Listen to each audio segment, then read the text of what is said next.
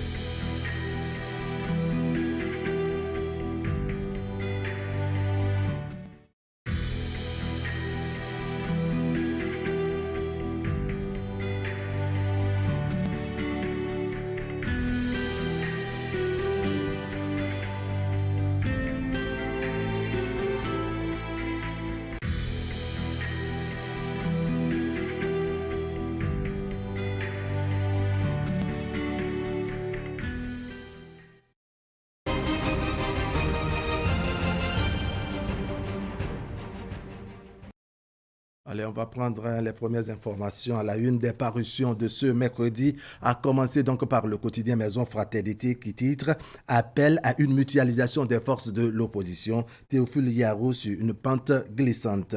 Et les intérêts stratégiques de la France-Afrique de l'Ouest, Dr Bernardin Korou-Sournou analyse et propose un déclic des consciences à travers une autre approche du partenariat France-Afrique.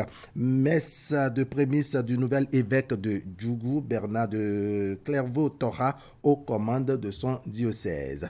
Quotidien de service public La Nation, le Bénin à la tête de l'UEMOA, la gouvernance et la diplomatie de Patrice Talon plébiscité. Gestion des déchets dans le Grand Nokoué, le paiement des redevances déférées. Le matinal à présent, polémique autour de la liquidation de l'ONASA et la cherté de la vie.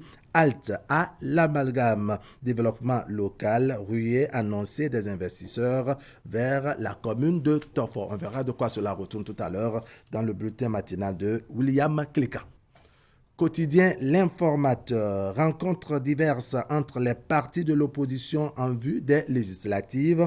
Attention à ce que dit la loi. La réforme du système partisan prévoit pour les élections en République du Bénin toute alliance, n'est-ce pas, proscrit, j'allais dire, la réforme du système partisan proscrit pour les élections en République du Bénin toute alliance entre les partis politiques. Le parti qui fusionne avec un autre n'existe plus et les adhésions sont désormais individuelles, précise L'Informateur. Énergie électrique, les prouesses du gouvernement passées à la loupe.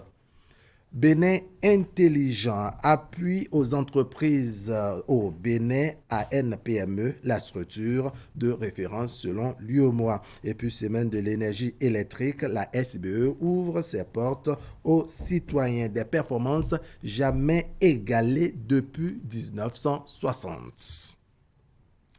Info Matin, législative 2023, l'Union progressiste et le Bloc républicain en chien de faïence. Un couloir béni pour l'opposition, s'interroge Info Matin. Et puis, semaine de l'énergie électrique, les médias sensibilisés aux questions et défis énergétiques en République du Bénin. Le leader du jour à présent, supposée arrestation d'un conseiller municipal de Parakou, Ousmane Traoré est libre de ses mouvements et jouit pleinement de sa liberté.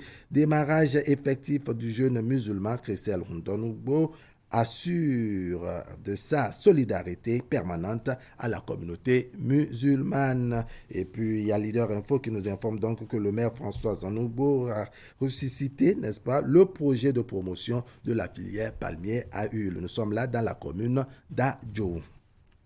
L'autre quotidien pour finir, recrutement des secrétaires exécutifs des mairies, le pouvoir local face à une véritable métamorphose. Et puis lancement de la deuxième édition de la semaine de l'énergie électrique, le secteur s'expose et s'ouvre aux préoccupations du public. On revient à nouveau, n'est-ce pas, à la une du quotidien Fraternité, appelle à une mutualisation des forces de l'opposition. Théophile Yarou sur une pente glissante. Et puis messe de prémisse du nouvel évêque de Djougou, Bernard de Clairvaux-Torra, aux commandes de son diocèse. Alors, on va se contenter de ces parutions de ce matin en attendant que la revue de presse de Assombre Kanya Assombre vienne nous en dire un peu plus en fin d'édition. William Kilkan, bonjour. Bonjour Wahab, bonjour à tous. Alors, les titres du bulletin. Et à la une, Wegbo, champ d'incubation des braqueurs juniors. L'un des 10 arrondissements de la commune de Tofor est en proie à une nouvelle forme d'insécurité, celle qui implique les enfants. Des repris de justice abusent de l'innocence de ces plus jeunes en les initiant au cambriolage. Idrissou Boukari a découvert l'homme mode opératoire qui déjà est à rude épreuve avec les actions des autorités pour contrer le phénomène. À suivre en ouverture. Dans un autre volet de l'actualité, les systèmes financiers décentralisés FSD sont à l'école de l'éducation financière. Les travaux ont démarré hier à Cotonou sur l'initiative du Fonds national de la microfinance FNM. Nous suivrons la cérémonie de lancement avec Wahab Alikpara et moi dans le mini-journal. Voilà, on va développer tout cela dans une poignée de secondes. Au bulletin d'information de ce jour, les trésors royaux sont de retour.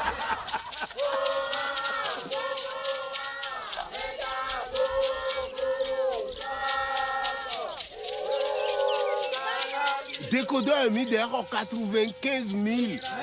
Eh? Ouais, derrière Chakilopo. Canal Plus, Canal Plus. Autant c'est ni. Il la yi. Vraiment, les temps ont changé.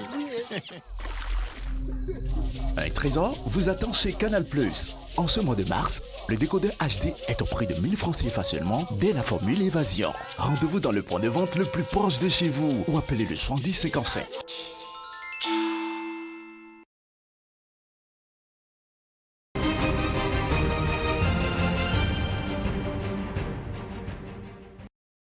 Alors voilà, que William Cliquant l'a annoncé tout à l'heure, c'est un fait inédit qui a vu le jour et commence à inquiéter plus d'un. Des mineurs qui, pour la plupart, ont abandonné les classes, se sont trouvés un autre job. Ils sont recrutés et formés par des repris de justice pour cambrioler les maisons, les boutiques et magasins.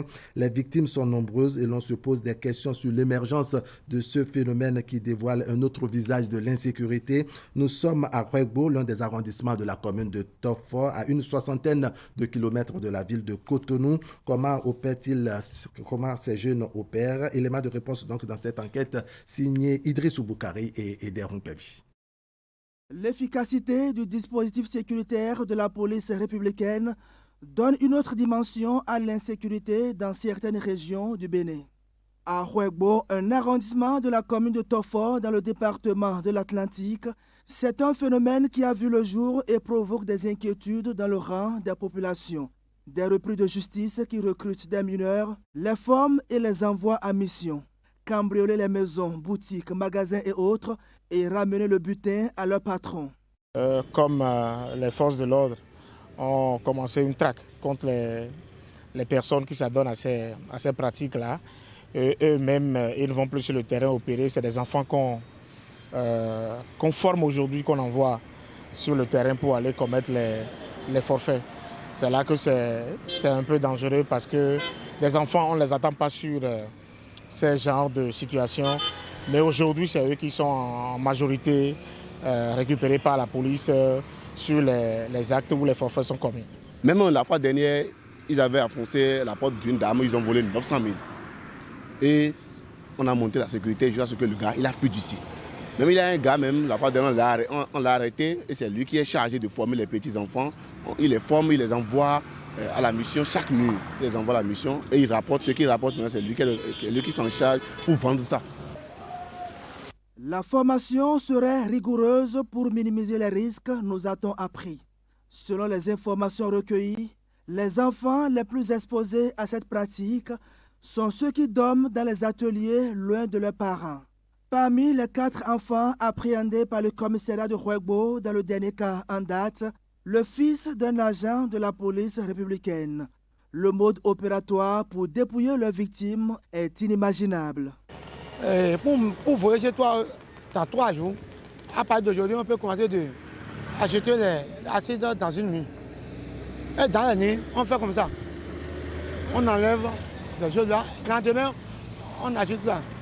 2 jours, on trouve une troupe met les enfants dedans. Si on veut que les enfants rentrent dedans, et on va là-bas. Et on met, comment disons, on prend les choses. Mais nous ne savions pas ce qui se passe dans la nuit. Peut-être que ça existait bel et bien, mais personne ne savait si ça se pratiquait. Mais aujourd'hui, c'est grâce à ce commissaire qu'on a réellement découvert qu'il y a une autre forme qui se prépare à l'horizon. Et ça là, ça nous met tous à terre. Si on met les jeunes aujourd'hui devant pour pouvoir le faire, c'est qu'on ne saura pas qui est qui. Parce qu'un malfrat, il faut savoir, c'est à un certain âge qu'on peut appeler quelqu'un malfrat. Mais aujourd'hui, si on dit les mineurs sont rentrés dedans, c'est que nous sommes cuits. C'est des cas récurrents dans la communauté. Quand nous nous référons à ce cas, c'est des enfants qui vont même jusqu'à cambrioler des boutiques. Des boutiques de vente d'habits, de vêtements. Ils vont même défoncer les portes et cambrioler ces boutiques-là. Ils vont même jusqu'à voler des motos. Des enfants de 8 ans qui vont jusqu'à voler des motos. Vous vous en rendez compte? Avec l'émergence de ce phénomène, à qui incombe alors la responsabilité? Les coupables désignés ici, ce sont les parents de ces enfants qui, pour la plupart, ont abandonné les classes. Des séances de sensibilisation sont déjà organisées à leur profit par le chef d'arrondissement qui, conjointement avec le commissaire, travaille pour créer un environnement favorable au développement de la localité. Et dès ma prise de service, avec l'arrivée de ce nouveau commissaire, on a convoqué tous les propriétaires pour nous donner des informations sur les nouveaux locataires et tout. On a sensibilisé les parents, on l'a fait. Et à chaque fois, quand il y a une situation, c'est les parents même qui nous informent, il y a tel ne marche pas, tel ne marche pas. C'est le lieu de remercier tous les chefs villages de Rouegbo qui sont en veille permanente pour pouvoir lutter contre ce fléau. Présentés au procureur, les enfants apprentis cambrioleurs ont été libérés et leur formateur déposé une fois encore en prison.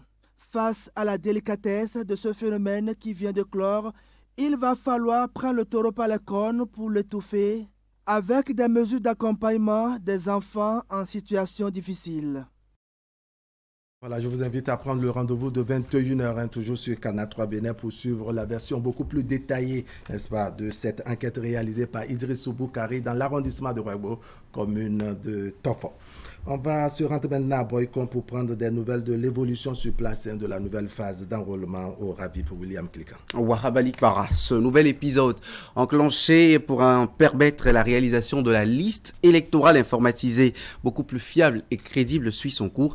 Les opérations ont démarré il y a déjà plus d'une semaine avec l'Agence nationale d'identification des personnes dans les postes de collecte installés dans les bureaux d'arrondissement à Boycon. Une équipe de notre bureau régional a fait le constat de l'effectivité. Imet Hélène Amoussou et Georges Vaudounon. Nouvelle phase d'enrôlement au RAVIP, recensement administratif à vocation d'identification de la population. Les opérations ont démarré il y a quelques jours. Elles couvrent l'ensemble du territoire national. Au cours de cette phase complémentaire, les citoyens sont invités à se rapprocher des postes de collecte installés dans les différents arrondissements pour fournir des informations personnelles indispensables. Hommes comme femmes, ils ont cru que c'est une pièce très nécessaire qu'il faut sortir vraiment. Il n'y a pas d'incident pour le moment et la population, elle sort beaucoup massivement. Même. On dirait que c'est la première fois que l'opération a été lancée au Bénin. Or, c'est la énième fois. D'autres disent que les listes qui ont été affichées dans les quartiers, qui n'ont pas vu leur nom. D'autres disent qu'ils ont vu leur nom. Quand tu vois ton nom ou si tu ne vois même pas ton nom, tu viens auprès de nous, histoire de confirmer ton centre de vote. Ceux qui ont déjà fait le RAVIP même n'ont qu'à sortir pour aller voir les noms qui sont affichés. Ceux qui n'ont pas vu leur nom, elles n'ont qu'à aller avec leur récépissé de RAVIP pour aller vérifier. Portée par l'Agence nationale d'identification des personnes ANIP, cette phase complémentaire d'enrôlement va permettre aux personnes n'ayant pas fait le RAVIP de régulariser leur situation. Cette action va durer du 17 mars au 16 avril 2022. Elle va également conduire à la réalisation de la liste électorale informatisée LEI. À Boycon, dans les différents centres, la moyenne de personnes enrôlées au quotidien varie d'un site à l'autre. Pour le moment, tout se déroule normalement, à l'exception de quelques difficultés auxquelles sont confrontés les agents recenseurs. Au dit de ces derniers, certains outils utilisés connaissent des problèmes qui ralentissent le travail.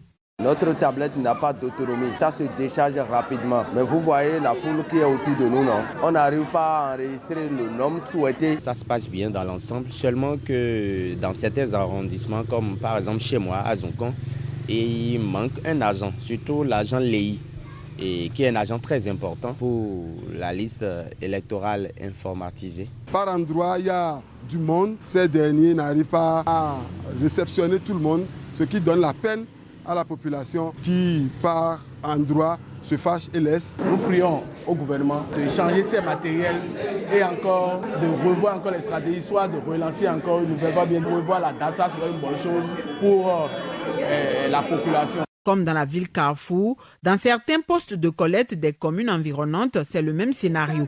Le concours des responsables est donc souhaité pour davantage faciliter le déroulement des opérations. Pour information, l'affichage des listes des personnes concernées par village ou quartier de ville est fait selon les lieux de recensement au RAVIP. Imet Hélène Amoussou qui a constaté pour nous le nouvel enrôlement au RAVIP à Boycon. Ici à Cotonou, les opérateurs des structures de financement décentralisées SFD impliqués dans le projet microcrédit à l'AFIA s'outillent depuis hier en éducation financière et digitale. C'est une formation des formateurs qui doit répercuter sur les bénéficiaires du microcrédit. Cette formation est initiée par le Fonds national de la microfinance FNM. Retour sur les temps forts de la cérémonie d'ouverture dans ce reportage présenté par Zakiat Latunchi. Donner une éducation financière aux bénéficiaires du microcrédit à l'AFIA en passant par les formateurs eux-mêmes. C'est l'objectif de cette formation initiée par le Fonds national de microfinance avec l'appui du ministère en charge des affaires sociales et de la microfinance. Les formations couvrent globalement deux thématiques. La première portant sur l'éducation au microcrédit à l'AFIA comporte 4 modules. Le microcrédit à l'AFIA, c'est facile. Je sais faire des transactions avec le microcrédit à l'AFIA. Mon code PIN, mon agent. mon téléphone, mon compagnon. La deuxième thématique concerne l'éducation financière générale des clients et porte sur 2 modules relatifs à la bonne gestion des crédits en général et à l'importance de la constitution de l'épargne. Il s'agit donc pour les initiateurs de créer un pôle d'animateurs compétents en éducation financière et digitale à travers le renforcement des compétences opérationnelles des SFD en technique et pédagogie d'animation des séances d'éducation financière et digitale des bénéficiaires du microcrédit à l'AFIA.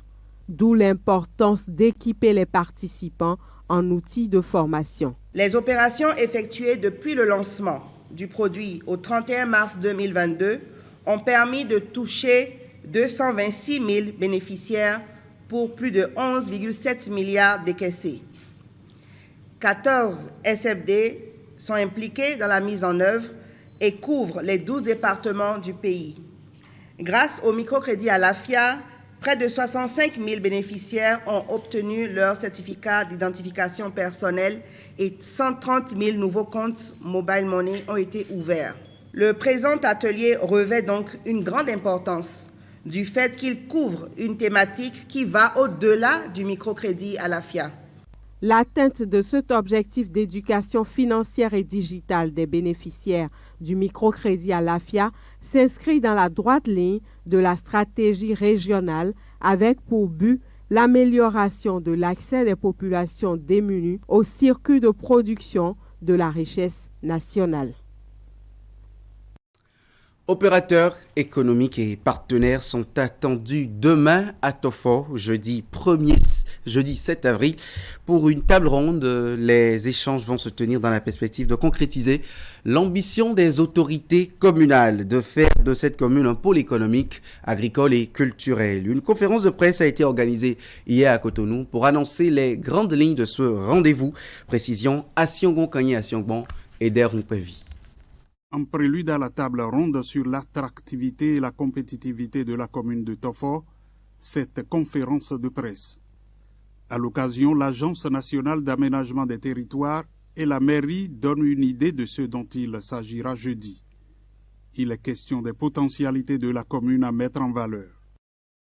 Le jeudi, ce que nous voulons faire, c'est quoi? C'est vendre non seulement le parc de Wegbo, mais vendre tout ce que Wegbo regorge comme potentialité économique, sociale, environnementale et tout. L'idée ici, c'est quoi? Ce pacte qui est fait et qui s'inscrit parfaitement dans le cadre du programme d'action du gouvernement viendra soutenir surtout la réhabilitation du grand marché de Wegbo qui fait partie d'un des importants marchés, équipements marchands du Bénin. C'est un projet dont va s'occuper la NAT pour le développement de la commune. Il tourne autour de la réhabilitation du grand marché de Wegbo, puis prend en compte les volets culturels et touristiques des arrondissements. Les produits agricoles locaux y ont une place de choix. Nous voulons en faire un point touristique, un point de divertissement, l'hôtel. Nous voulons en faire une galerie marchande où lorsque les gens passent, les gens pourront vraiment attendre pour pouvoir voir, apprécier ou acheter les produits locaux, les produits de Tofo. En dehors des produits agricoles que tout le monde connaît, qui est le maïs et autres, il y a un seul produit que le Conseil, cette mandature, a retenu d'en faire son label. C'est la banane plantain. Je puis vous dire, si vous êtes à la limite du Bénin-Niger, à Malanville plus précisément, et que vous descendez de Malanville pour venir à Cotonou, si ce n'est à Sekwe, vous ne trouverez pas la banane plantain, nulle part. La commune de Tofo s'étend sur une superficie de 492 km² avec une population estimée à 158 000 habitants. Elle compte 10 arrondissements et 10 villages avec une dizaine de sites touristiques que le projet va mettre en valeur. Plusieurs partenaires sont attendus à cette table ronde, notamment les investisseurs nationaux et internationaux, puis les entrepreneurs. Dans la suite de ce mini-journal, vous le savez déjà, la semaine de l'énergie électrique actuellement en cours a démarré depuis ce lundi à Cotonou. Les acteurs du secteur de l'électricité sont mobilisés à la direction régionale Littoral 1 pour la cérémonie officielle de cette année. Des stands ont aussi été installés à la place de l'Étoile Rouge à Cotonou. Le point du lancement avec Henri Ganti, Melvin Aranzo et Zakiat Latonji. C'est parti pour la deuxième édition de la Semaine de l'énergie électrique au Bénin. 5 jours durant, les acteurs du secteur présenteront au public leur savoir-faire à travers plusieurs activités meublées par des visites de terrain, des séances de démonstration, de formation et de vente. L'objectif de tout ça, c'est véritablement d'assurer pour les populations la disponibilité d'une énergie en quantité, en qualité, mais aussi au plan sécurité. Deuxièmement, d'améliorer l'accès à l'énergie électrique aux populations. Et enfin, d'assurer un mix énergétique responsable. Plusieurs innovations technologiques font l'actualité dans le secteur de l'énergie électrique au Bénin. Le digital et le numérique sont aujourd'hui au cœur du système, ce qui facilite la tâche aux clients et aux demandeurs de différents services. Des efforts de modernisation à mettre à l'actif de toutes les parties prenantes. Ces innovations, qu'est-ce que ça apporte en termes de facilité à la clientèle? Avec un objectif, si j'ai bien écouté le DGSBE tout à l'heure, de passer à un e-agence, comme ça se fait dans les grands pays, d'y développer pour que le client puisse de chez lui, au-delà du paiement ou au-delà des paiements, puisse entreprendre toutes les modifications, obtenir toutes les informations nécessaires depuis chez lui. Ça, c'est en route. Alors, au nombre des structures placées sous tutelle du ministère de l'Énergie se trouve l'agence La Berme et qui également participe, prend part active à cette activité de stand. C'est un honneur pour nous, c'est une opportunité, une occasion pour nous de faire connaître nos activités, notre domaine de compétences, nos résultats, nos objectifs également.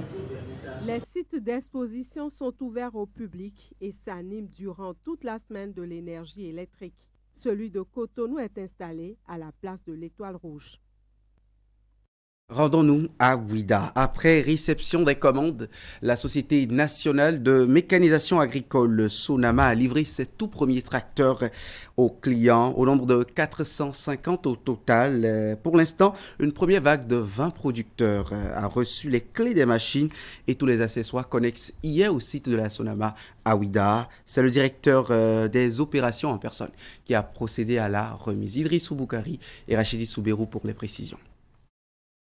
Remise de clés aux premiers clients de la Sonama, Société nationale de mécanisation agricole. Plusieurs mois qu'ils ont fait la commande de ces machines et aujourd'hui, l'heure est à la réception. C'est le début d'une vaste opération de livraison de 450 tracteurs aux producteurs. À travers cette opération, la Sonama entend accompagner les agriculteurs à accroître leur production avec moins d'efforts physiques. Des tracteurs montés pièce par pièce dans cette usine de la Sonama sont performants et adaptés aux différents types de sols au Bénin. Donc on a créé des kits que le gouvernement, que le ministre, que le président ont décidé de subventionner pour permettre une accélération de la mécanisation agricole du Bénin et pouvoir réaliser les objectifs du PAG2. Pour les kits, la subvention est de 50%. Donc les agriculteurs ne payent que 50% de la valeur du kit complet. Et il y a des outils optionnels, qui sont des outils qui ne sont pas dans le kit, pour lesquels la subvention est de 30%. On promet en faire un bon usage afin que le Bénin puisse aller de l'avant et que le gouvernement sache qu'il n'a pas investi inutilement dans le secteur. Chaque tracteur est accompagné d'un kit motoculteur composé entre autres de remorques, de fraises, de charrues, de semoirs, de bionneuses et autres. De l'entretien du sol au transport des produits en passant par la semis et la récolte, tout est assuré aux producteurs. Pour une bonne utilisation de ces machines, les acquéreurs bénéficieront d'un accompagnement en renforcement des capacités.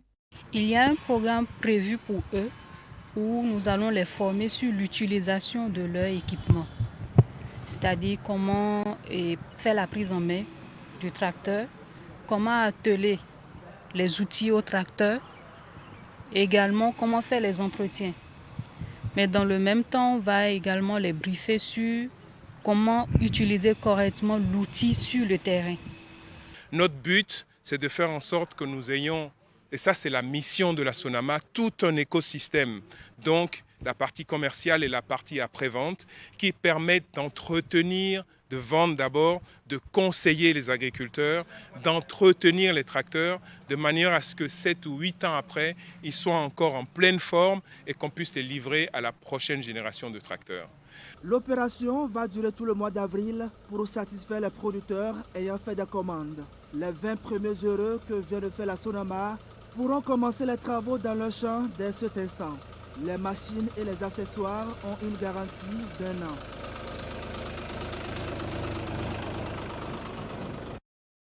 Toujours dans l'actualité agricole au Bénin, une délégation du comité de pilotage du PROCER a effectué cette semaine une descente sur le site de Batinan identifié, site qui va abriter un campement Peul dans le cadre du projet de sédentarisation des troupeaux et ruminants PROCER, conduite par l'expert foncier Xavier Zola.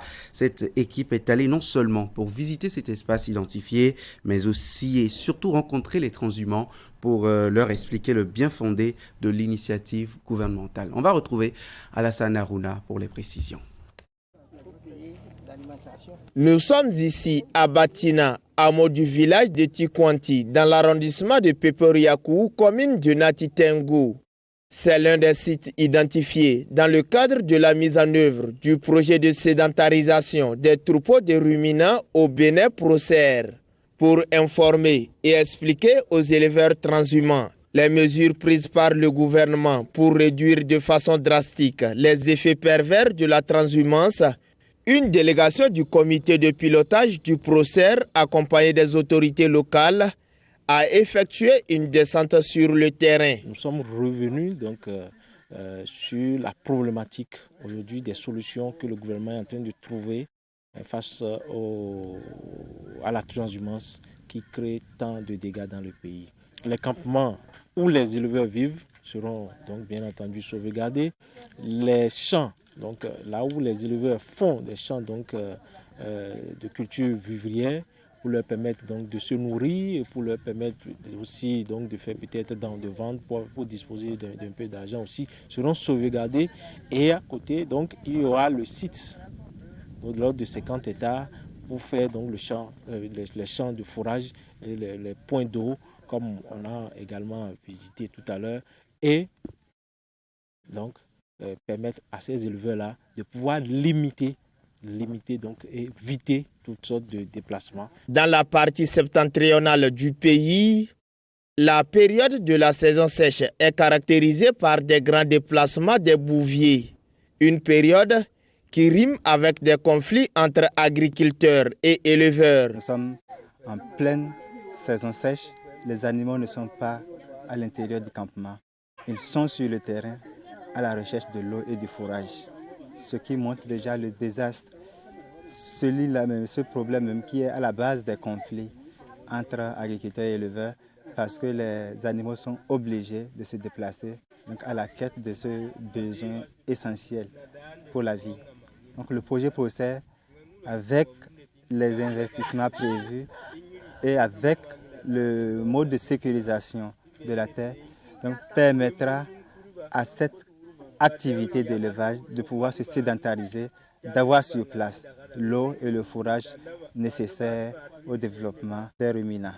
Le PROCER, faut-il le rappeler, est structuré autour de 3 composantes opérationnelles. Il s'agit entre autres de la facilitation de l'accès au foncier, l'amélioration de la productivité et la production des ruminants. Le nouvel évêque de Djougou est désormais ordonné. Monseigneur Bernard de Clairaut-Tora a pris la charge pontificale du diocèse de Djougou au cours d'une messe organisée par la curie diocésaine de la ville. Les précisions avec Alassane Harouna et Abdou Sabi Idrissou.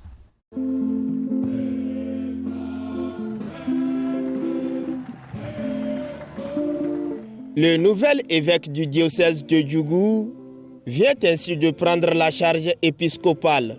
Monseigneur Bernard de Clairvaux Toha Wantassien, ordonné deuxième évêque du dit diocèse, reçoit les attributs de ses nouvelles fonctions. Et sanctificare digneris.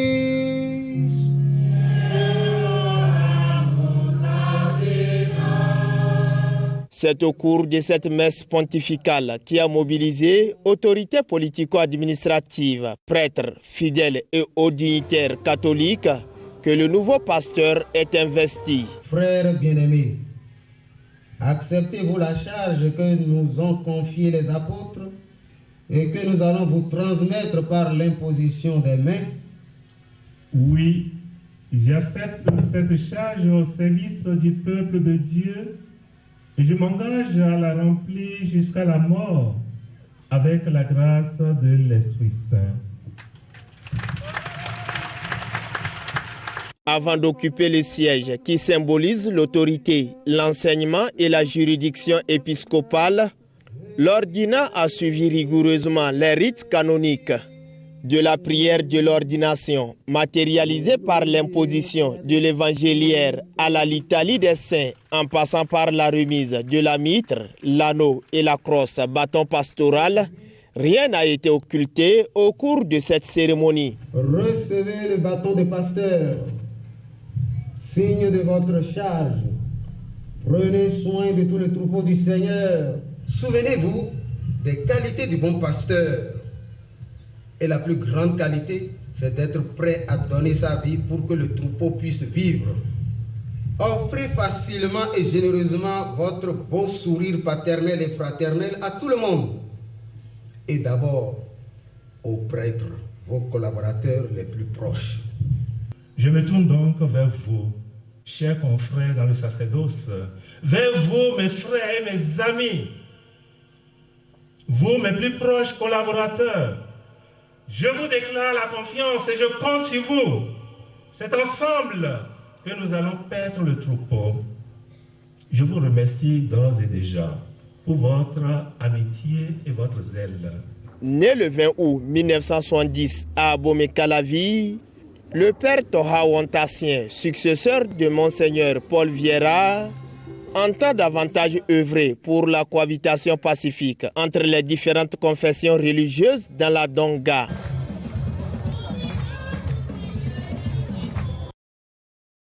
Fini le mini-journal Actu Matin se poursuit avec vous, Wahab Alipara. Oui, William Cliquant, vous allez nous revenir par ici demain, jeudi. On va faire venir Hakime Sédou Ousseni. Avec lui, on va se défouler et parler sport. À tout de suite.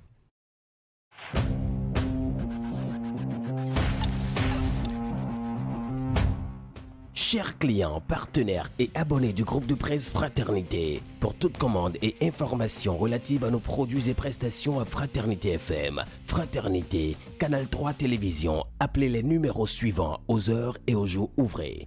95 74 29 23, 95 74 29 25, 97 77 33 02, 96 61 13 30, 69 17 99 99, 69 23 55 55, 61 62 12 02, WhatsApp, email canal3benin@yahoo.com, info@canal3télévision.com, fraternitéfm@yahoo.com, fraternews@yahoo.com.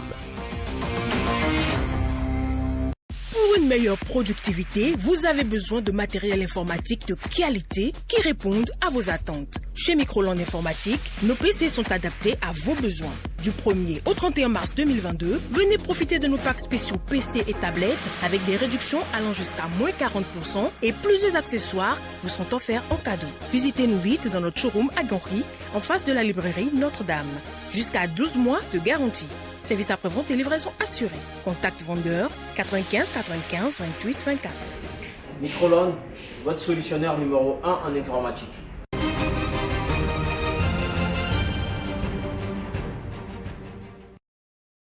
Akime Sedousseni, bonjour. Wahab Alikpara, bonjour mesdames, messieurs, amis sportifs, bien bonjour. Allez, on va parler sport avec vous et prendre les premières informations de la journée d'hier mardi. Il y a eu les premiers quarts de finale de la Champions League qui ont été disputés. C'est exact. Après les journées FIFA qui ont vu donc les différents clubs libérer leurs différents joueurs pour les sélections nationales, et bien depuis hier, ou j'allais dire depuis le week-end dernier, retour sur les aires de jeu pour les différents championnats. Et dans la foulée, ce sont les rencontres, les quarts de finale qui ont été programmées. Les premières ont été disputées, c'était bien sûr mardi. Nous avons eu droit donc à 2 rencontres qui sonnent le premier acte des quarts de finale de la Champions League, la plus prestigieuse des compétitions européennes. À Lisbonne, le Benfica recevait donc les Reds de Liverpool. La rencontre, elle, s'est soldée par le score de 3-1. Eh bien, les Anglais savent bien voyager. C'était le cas. En témoigne donc le score final de cette confrontation entre ces deux formations, 3-1. Parmi les buteurs, il y a bien évidemment le Sénégalais Sadio Mané qui, grâce à son but, devient le deuxième meilleur buteur de l'histoire des Reds de Liverpool en Ligue des Champions, avec un total de 22 buts devant la légende Steven Gerrard qui inscrit, et Girard Diallo qui inscrit 21 buts. 3-1, c'est bien la sentence de cette affiche entre ces deux formations. Les Anglais font un gros pas pour les qualifs en ce qui concerne les demi-finales de cette compétition. Cette rencontre s'est disputée à la même heure que l'autre affiche des quarts de finale de la Champions League. C'était hier. Eh bien, les Anglais de Man City ont affronté les Espagnols de l'Atlético de Madrid. Le bus qui a été mis en place par Diego Simeone, c'est bien l'entraîneur de l'Atlético, a cédé à la 70e minute puisque, eh bien, grâce à une belle inspiration de Phil Foden qui est entré en jeu au cours de 65e minute, eh bien, Kevin De Bruyne, le Belge, a été donc l'unique buteur de Manchester City, 1-0. Également important pour cette formation mancunienne qui recevait à domicile. Et les matchs de retour sont prévus bien évidemment pour la semaine prochaine. De toute évidence, eh bien, ce but a permis donc à la formation de Pep Guardiola de souffler un tout petit peu parce que ça n'était pas gagné d'avance. 45 minutes, pas de but, pas de solution trouvée par les Anglais de Man City, mais à l'arrivée, il y a, comme je l'ai fait constater, la belle inspiration de Phil Foden et bien évidemment la présence du capitaine de cette formation de Man City. Je vais parler donc du Belge Kevin De Bruyne qui a permis bien entendu à Man City de l'emporter. Voilà par le score d'1-0. Il y a donc 2 rencontres disputées, 2 résultats en faveur des clubs anglais qui étaient en compétition. C'est bien évidemment les Reds de Liverpool qui sont imposés 3-1. Et puis enfin les Sky Blues de Man City qui ont également empoché le gain de la partie 1-0. Les matchs retour s'annoncent bien ouverts. De toute évidence, il y a quand même un gros pas qui a été franchi, je l'ai dit tout à l'heure, par les Reds de Liverpool, la formation de Sadio Mané qui a été sorti autant que l'autre compatriote africain. Je vais parler de Mo Salah. Ces deux ont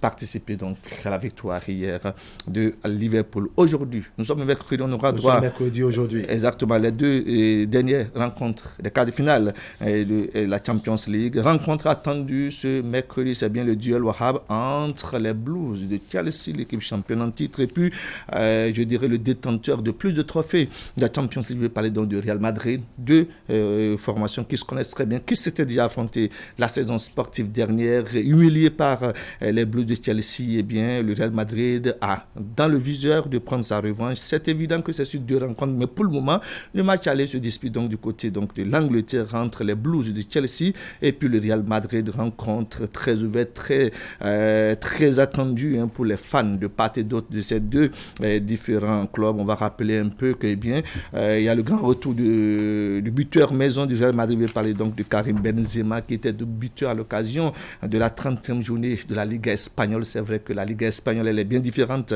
de la Champions League. Ces 2 formations s'affrontent ce mercredi, c'est aux environs de à 20h pile minute. Et puis l'autre affiche à suivre ce mercredi, un peu déséquilibré sur le papier, c'est bien le duel entre le vainqueur de l'Europa League la saison sportive dernière. Je vais parler donc du sous-marin jaune, le club espagnol de Villarreal qui joue contre un gros de la scène footballistique européenne. Je veux parler bien entendu du Bayern Munich. Ces deux formations s'affrontent aussi à partir de 20h. Comme je le faisais constater tout à l'heure, c'est vrai que sur le papier, c'est un peu déséquilibré, mais de toute évidence, le match s'annonce très ouvert entre ces deux formations, avec un tout petit avantage pour les Bavarois. Je rappelle, 2 affiches aujourd'hui à partir de 20h, Chelsea, Real Madrid, et puis enfin Wahab, on aura le face-à-face entre le Villarreal et puis les Allemands du Bayern 2 à Munich. Retour au pays avec notre actualité, la nôtre, celle relative donc au football avec les rencontres disputées comme temps pour la 10e journée de la Ligue 3. C'est le championnat amateur. Quelques résultats des deux zones, Miséricorde et puis Abisport ont fait 2-0. C'est dans la zone A. Espérance Football Club a pris le dessus sur Tambour FC 2-1. Un but partout, c'était bien ce week-end entre la jeunesse athlétique de Misérité et puis l'USS Craqué. Victoire de la jeunesse sportive de Ouida sur la JS Valley, 1-0. À noter la large victoire des étoiles filantes, c'était face au tout-puissant Yerenon, 3-0. Dans la zone B, Delta et puis la JS Sagoni se sont séparés 2-2, 0 but partout. Abeille et puis Banigansi FC, la formation de Banikwara, se sont également séparés sur le score nul d'1 but partout. Les Lions de Natitengu ont battu Sota FC de Malanville par le score de 2-1. Et puis à noter la victoire de Real de Djougou sur Okpara, 1-0. Ces rencontres comptent pour la 10e journée de la Ligue 3. C'est au plan national. Les femmes jouent depuis déjà plusieurs années au plan national. Ah oui, puisque nous avons le championnat qui a cours. Nous avons les sélections des U20 qui étaient en compétition la dernière fois. Les sélections seniors également étaient en compétition. Et puisqu'on parle des dames, il faut rappeler au passage que ce week-end, il y a eu donc les rencontres de la 11e journée au niveau donc de la D1 féminine. Quelques résultats. Ne tombez pas des nues, Wahab Alipara. Il y a eu du 16-0 au cours d'une rencontre entre Phoenix Football Club et puis Wingro de Natitengu, 16-0. Ça fait beaucoup. C'est vrai que Wingro se trouve être la formation qui encaisse beaucoup de buts. C'est environ 117 buts déjà encaissés pour le compte donc, de ce championnat. L'apprentissage très difficile pour les filles. Exactement, pour les filles de Natitengu. La présidence bat tant bien que mal pour faire avec, je dirais, les natives donc, de la localité environ. Et donc, du coup, la culture de la région n'était pas aussi favorable pour l'éclosion du football féminin. Elle essaie quand même tant bien que mal de se réveiller. J'espère que ça prendra. C'est vrai que le début, comme vous l'avez dit, c'est très compliqué donc pour un gros de Natitengu. Peut-être qu'après cette saison sportive, les saisons à venir, il y aura forcément d'amélioration. On ne va pas se contenter donc simplement du 16-0 pour jeter l'anathème sur cette formation. Il faut peut-être encourager la présidente à faire davantage pour que le football féminin soit ancré dans le département de l'Atakura. Vigueur FC a été battu par Elita C, 3-0. AS Galaxy domine AS Lyon, 2-1. Et puis Léopard et AS Gamian se sont séparés, 2-2, 2 buts partout. C'est dans la zone A. Dans la zone B, Gazelle FC et puis UMSA ont fait 2-3. Dynamique FC de Nassiro Saka, Blackstone, 2-0. Flèche Noire a été dominée par Samneli FC, 4-1. Et puis à Inovi, la formation de la jeune pépite Djibril Yaspinats a battu Nadia FC par le score de 3-1. Voilà un peu les résultats des rencontres disputées ce week-end comme temps pour la 11e journée de la D1. C'est au niveau donc du football féminin. J'en aurais fini Wahab lorsque je dirais un mot sur cette actualité qui défraie bien la chronique. On a parlé ce lundi du tirage au sort Wahab de la phase de groupe de la Coupe du Monde Qatar 2022. Eh bien, la FIFA a dévoilé ce mardi, hier donc, les identités des arbitres retenus pour officier les rencontres de cette grande messe footballistique mondiale. Ils sont 8 sur le continent africain à être retenus. Il n'y a pas de trace de Béninois. Ne vous y trompez pas. On rappelle que la dernière fois où un Béninois s'est retrouvé donc en Coupe du Monde, c'était sous l'ère de Bonaventure Kofi Koudia. Mais depuis, silence plat, et continuent pas à travailler. Je crois que ça va prendre. Ça prendra de toute évidence.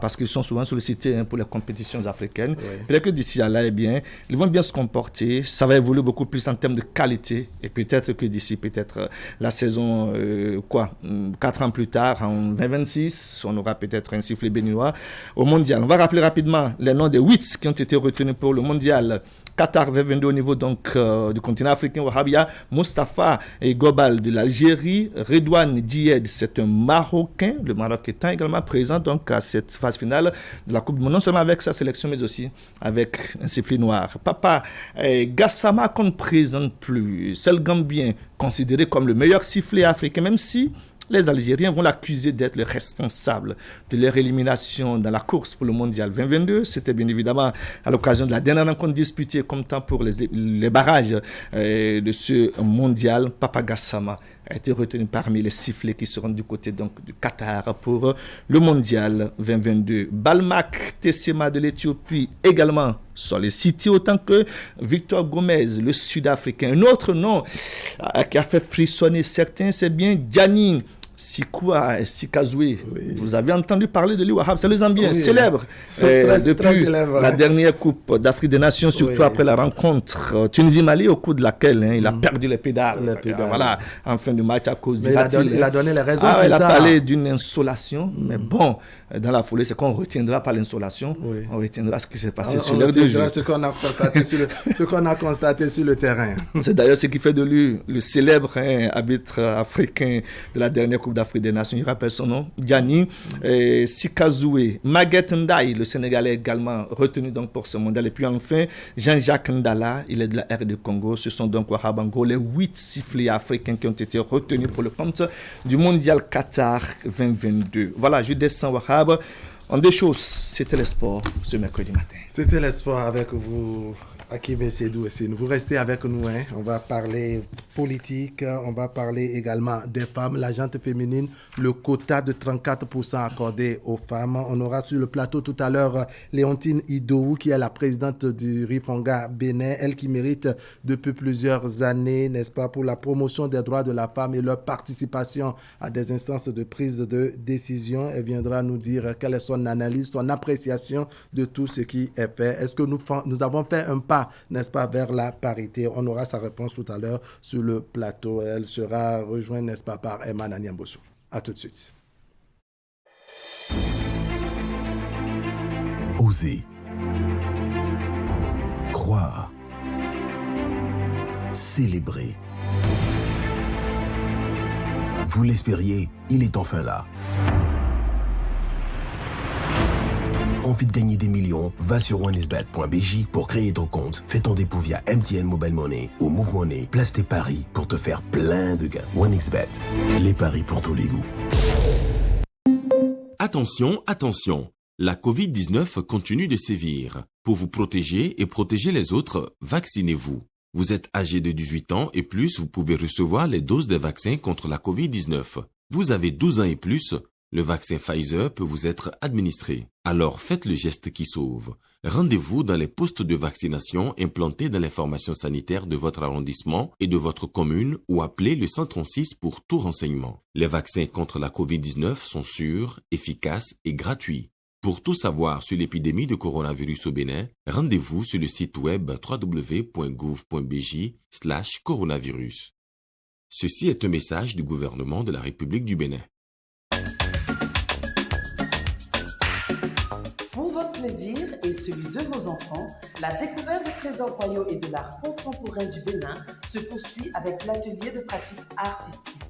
Public et gratuit pour vos enfants de 4 à 12 ans, c'est tous les samedis et dimanches à l'espace animation de l'Expo Art du Bénin de 10h à midi et de 14h à 16h à intervalle d'1 heure par atelier. Inscription à l'accueil ou au www.expoartbénin.bj/atelier-pédagogique. Renseignements au 00229 56 98 10 82.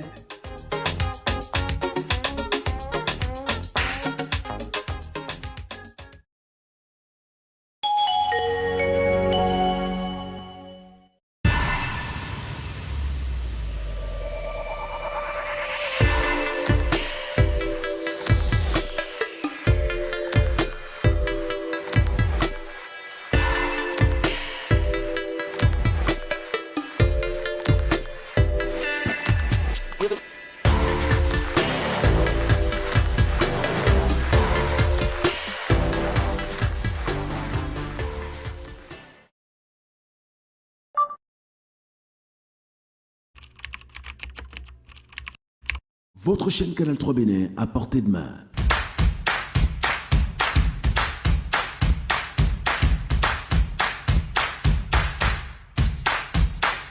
Découvrez désormais, depuis votre smartphone ou tablette, toute l'actualité nationale et internationale, vos émissions préférées de la chaîne Canal 3 en live 24/24, où que vous soyez, à travers son application disponible en téléchargement libre sur Play Store. Canal 3 et sur le www.canal3television.com, vous êtes les bienvenus. Canal 3, la passion de l'image.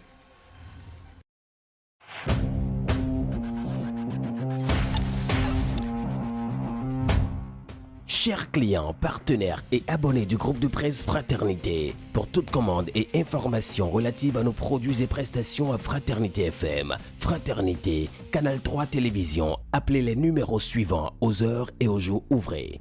95 74 29 23, 95 74 29 25, 97 77 33 02, 96 61 13 30, 69 17 99 99, 69 23 55 55, 61 62 12 02, WhatsApp. Email canal3benin@yahoo.com, info@canal3television.com, fraternitéfm@yahoo.com, fraternews@yahoo.com. Pour une meilleure productivité, vous avez besoin de matériel informatique de qualité qui répondent à vos attentes. Chez Microland Informatique, nos PC sont adaptés à vos besoins. Du 1er au 31 mars 2022, venez profiter de nos packs spéciaux PC et tablettes avec des réductions allant jusqu'à moins 40% et plusieurs accessoires vous sont offerts en cadeau. Visitez-nous vite dans notre showroom à Ganry, en face de la librairie Notre-Dame. Jusqu'à 12 mois de garantie. Service après-vente et livraison assurée. Contact vendeur 95 95 28 24. Microland, votre solutionnaire numéro 1 en informatique. Osez. Croire. Célébrer. Vous l'espériez, il est enfin là. Envie de gagner des millions? Va sur onesbet.bj pour créer ton compte. Fais ton dépôt via MTN Mobile Money ou Move Money. Place tes paris pour te faire plein de gains. OneXBet, les paris pour tous les goûts.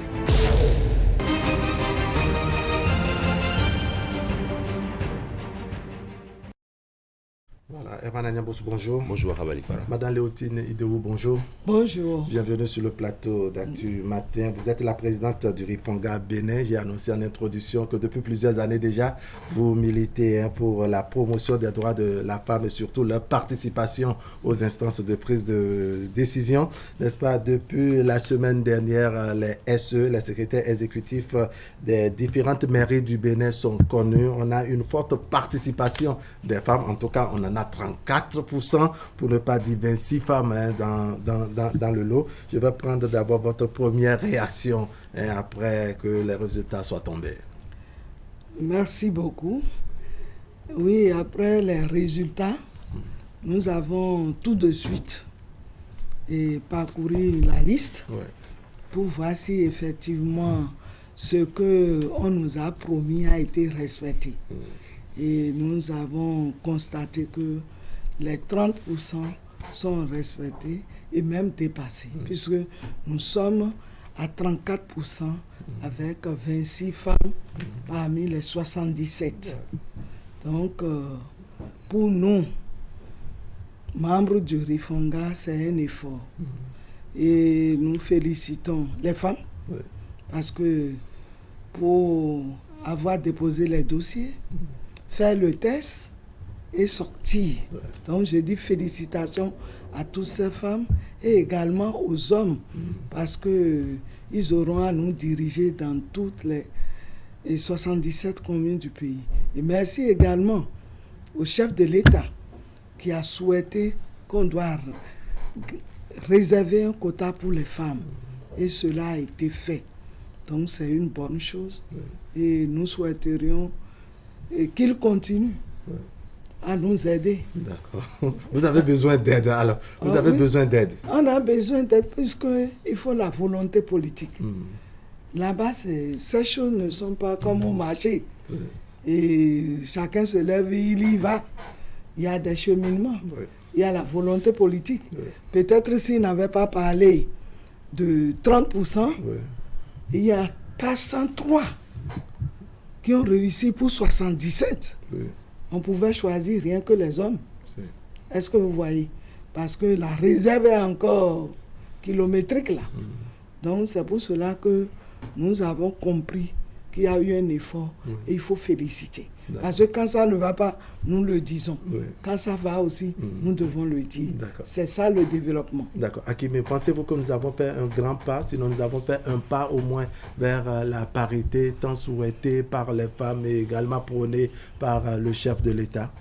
Non, moi je n'ai pas coutume de faire le débat de parité.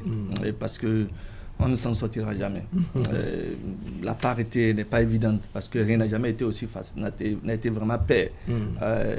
Ce que je veux peut-être reconnaître, c'est que il faut peut-être faire de telle sorte que lorsque les femmes sont compétentes et qu'elles méritent d'être à des postes de responsabilité, que cela se passe sans état d'âme. Je crois que c'est à cette chapelle que je milite beaucoup plus, pas la chapelle, je dirais, de discrimination positive. C'est vrai qu'en le faisant, ici, on a l'impression que ça sonne comme une faveur qu'on fait à la gente féminine. Parce que peut-être, l'écart entre, je dirais, ces deux sexes est grand du point de vue d'occupation des postes de responsabilité. Et où, les femmes, du point de vue de la sociologie des régions données, n'ont pas vraiment la possibilité, la facilité de conduire les études jusqu'à la fin. Elles commencent peut-être à 20 à l'école primaire, elles finissent peut-être à 4. À cause de certains contextes dont nous ne sommes pas étrangers. Et donc, les quelques rares qui arrivent à sortir du lot, parfois sont encore obligés de se battre avant d'avoir à se voir confier des postes de responsabilité. Lorsque, le chef de l'État a fait l'option de ce qu'on ait un quota bien précis pour la jeune féminine à l'occasion, je dirais, de ce tirage au sort relatif donc au choix des secrétaires exécutifs, je me suis dit, tiens, ça fait bien intéressant parce qu'il y a un lot qui a été réservé pour la jeune féminine. Et quand on en est arrivé à se retrouver dans le fichier des secrétaires exécutifs, c'est qu'on a quand même du mérite. Parce que, il y a eu d'abord une composition, après il y a eu des entretiens, et donc c'est après cela que le tirage au sort que j'ai pas trop gobé quand on a fait le débat ici la dernière fois est intervenu. De toute évidence, je veux espérer que ces secrétaires exécutifs qui ont été choisis, et du fait non seulement d'abord de leur mérite, mais parce qu'à un moment donné, le chef d'État a voulu qu'il y ait un quota réservé à la femme, que ces secrétaires exécutifs, si je peux ainsi les appeler, puissent être à la hauteur de la tâche qu'on va leur confier instamment. Parce qu'une chose est d'être tiré parmi les secrétaires exécutifs, une chose est véritablement de convaincre sur le terrain. N'oublions pas que c'est 77 communes et que les communes, les 77 ne sont pas à Cotonou. Cotonou est une commune parmi les 77. Et chaque commune a sa réalité. On va revenir sur la spécificité de chaque commune. De façon un peu globale, je me dis c'est déjà bien que nous ayons 26 ou 77 et que comme ça va être prochainement le cas à l'occasion des législatives prochaines où il y a déjà un quota réservé au-delà du positionnement qui sera fait des femmes sur les différentes listes, les différentes listes de candidature. Je veux vraiment m'assurer que la femme commence par véritablement se retrouver, parce que qu'on le veut ou pas, quand on fait un peu un bilan, les femmes quand même convainquent. Elles convainquent beaucoup. Il faut avoir aussi le courage de leur confier. Pour l'Assemblée nationale, je crois on attend 24 femmes au moins, n'est-ce pas, supérieures ou égales à 24. On a lu quelque part, n'est-ce pas, la présidente du RIFONGA, entre-temps, qui estimait que 24 femmes, ce n'est pas suffisant. C'est-à-dire qu'il ne faut pas s'arrêter à ce niveau. La femme, quand on veut la caricaturer, c'est comme nous, mais beaucoup plus que nous. Elle n'est pas aussi totalement satisfaite. Elle en demande davantage. C'est pas un crime que de demander. Pas du tout. Oui, elle va demander et puis maintenant... Les hommes doivent faire preuve de gentillesse, de générosité et tout ce qui va avec. Madame la Présidente, je vais revenir vers vous tout à l'heure, mais on va écouter Herman Anyamboso. Non, je pense que c'est déjà... Vous souriez à vendre ce matin. Vous souriez à vendre ce matin. C'est Hakim qui a réussi à faire rire la présidente Léontine Idowu. Non, je pense que c'est déjà un pas de fait, c'est un pari de gagner pour le RIFONGA Bénin. qui a toujours travaillé à la promotion des droits des femmes et à l'autonomisation des femmes, mais aussi à la participation des femmes aux instances de décision. Oui, 34% de femmes, dont 26 désignées pour les 77 communes. Je pense que c'est une bonne chose. C'est d'abord le mérite qui est passé par là. Comme l'a dit Akimé, effectivement, ils ont d'abord passé tout ce qu'il y a comme étape dans le processus pour être désignés. Maintenant, ce qu'il y a lieu de faire, c'est de les voir à l'œuvre.